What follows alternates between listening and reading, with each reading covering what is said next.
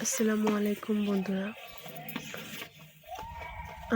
আমাদের এই ভুতিয়ার বিলের পাশে যে রাস্তাগুলো আছে, দেখেন কি অবস্থা, কি পরিমাণ যে কাদা এখানে রয়েছে। এই বর্ষাকালে এই কাদার ভিতর দিয়ে আমাদেরকে প্রায় 2 কিলোমিটার রাস্তা পাড়ি দিয়ে আমাদের মেন রোডে উঠতে হয়। প্লাস আমরা এই কাদার ভিতর দিয়ে পাড়ি দিয়ে আমরা স্কুলে যাব, কলেজে যাব, মানে আমাদের নিত্য প্রয়োজনীয় কাজ সবই আমাদের এই কাদা পাড়ি দিয়ে তারপর যেতে হয়। দেখেন রাস্তাঘাটের কি অবস্থা, মানে এই কাদা ভিতরে হাঁটতে হয় আমাদের স্যান্ডেল হাতে করে। মানে এই যে এখানে এখন যে কাদাটুকু দেখতেছেন, এটা হচ্ছে বৃষ্টি হওয়ার একদিন পরে, তাও এই পরিমাণ কাদা। মানে এখানে অনেক বেশি বসতি রয়েছে, কিন্তু বসতি থাকা সত্ত্বেও এখানে রাস্তাগুলো এরকম কাঁচাই আর এরকম অবস্থা রাস্তার, কাদা পানি, এগুলো পাড়ি দিয়ে আমাদের নিত্য প্রয়োজনীয় সব কাজকর্ম সব কিছু করতে হয়, যাইতে হয়, আমাদের দরকার যাইতে হয়। কিন্তু আমাদের এখানে রাস্তাটা একটু উন্নত হলে আমাদের জন্য সুবিধা হতো, আমাদের গ্রামের মানুষদের জন্য সুবিধা হতো, মানে সবার চলাচলের জন্য ভালো হতো।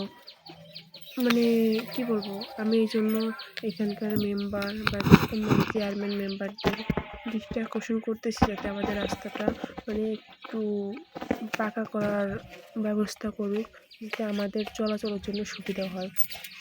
এখানে প্রায় অনেক মানুষই বসবাস করে, কিন্তু এখানের রাস্তাঘাটের অবস্থা খুবই খারাপ। আপনারা ভিডিওতে দেখতে পারতেছেন রাস্তাটার অবস্থা। আর আপনার আরেকটু বৃষ্টি হলে রাস্তার পুরো হাত পানি হয়ে যেতে পারে।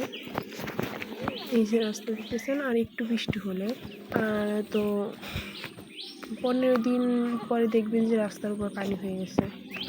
মানে অবস্থা এতটাই খারাপ, কিন্তু কি করব, আমরা জনগণ, আমাদের তো কিছু করার নেই,